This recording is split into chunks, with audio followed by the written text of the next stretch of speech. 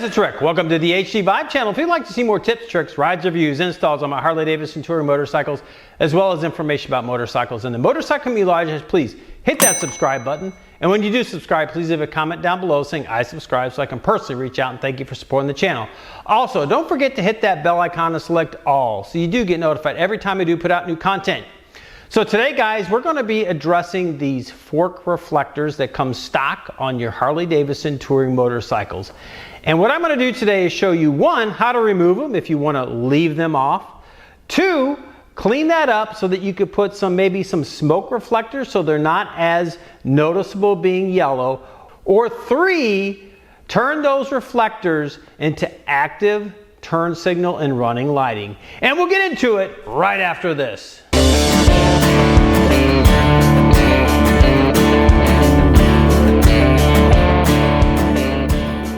So before we actually start taking off these stock reflectors, what I want to do is mark the location here on the front forks with some of this blue painter's tape. So there you are, guys. So I essentially marked the topmost portion and then the front portion of this, and basically just ran that this painter's tape right along the outline of that reflector. So the next step is I'm actually going to go ahead and pop these off. So what I'm doing here is just getting a small screwdriver down in between the reflector and the fork, and I'm just kind of working this off, and we'll see how this begins to come off. So as you can see, now I've gotten it off. I've just got to get the rest of this 3M sticky tape off here, which should peel off pretty easily. So I'm just getting this off. I'm actually just kind of pushing it with my thumb, and this tape just comes right off. So not too difficult. Again, no heat. Just popping it off, get it started with that small screwdriver, and then just working this remaining of this 3M tape off of the fork. Okay, guys, so as you can see, I've got that nice and clean. I just use a little bit of this Goo Gone. Got a little bit, the last part of that residue off there. So I'm gonna go ahead and let that dry. And then at this point, if you wanted to put on some smoked reflectors on here, you could go ahead, clean that up, use a little alcohol to clean that up, dry it up, and then stick those on there, following again the line of this tape. So in this case, I'm actually going to be installing these Custom Dynamics fork lights on the fork. So these are obviously chrome on the sides to match the chrome forks. It's got chrome braided wiring, and then these are amber. And the reason I selected amber for these is I wanted to look as close to stock as possible on the CVO. They do also, these come with a smoked lens, which actually is, the smoked lens is what I'm actually gonna put on the Road Glide Special as part of Project Road Glide. And you can also get it with a black trim that goes around here if you have black forks.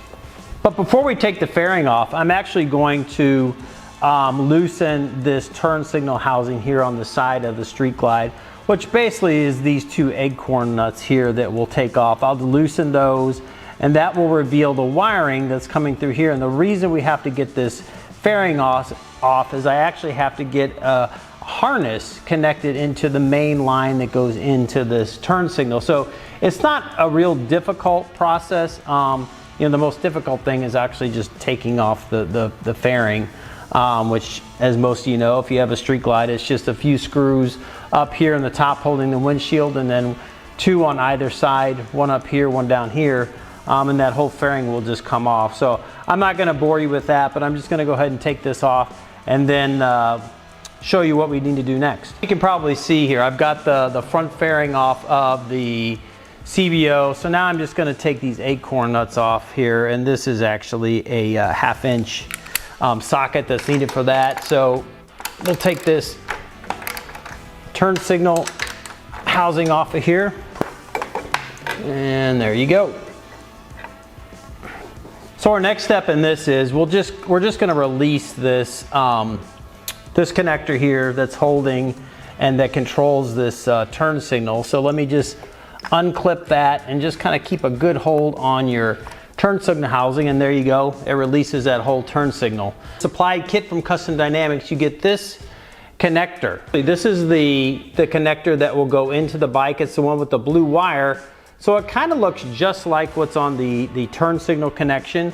And that just presses in here, and it is a waterproof connection.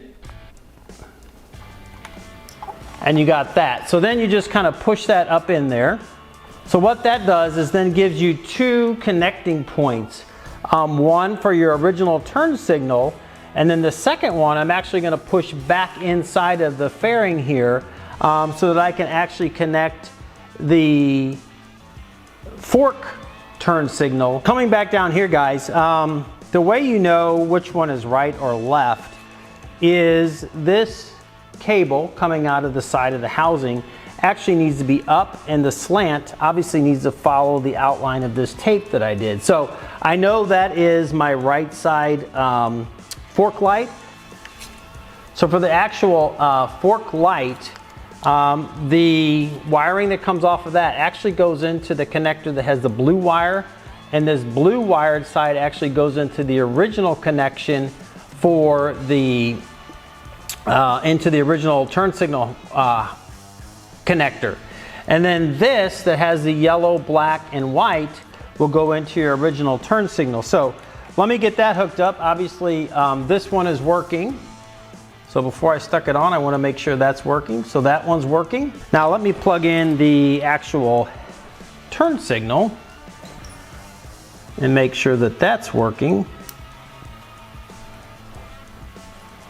So there you are, we're running in white and turning in amber. So it looks as though I have everything connected properly. So the next thing we need to do is reconnect this turn signal housing, which obviously we need to push all this wiring back in here, disconnect this one, route it back behind here. So I've stuffed everything back on. I've started these acorn nuts, so I'll just give these a tighten down.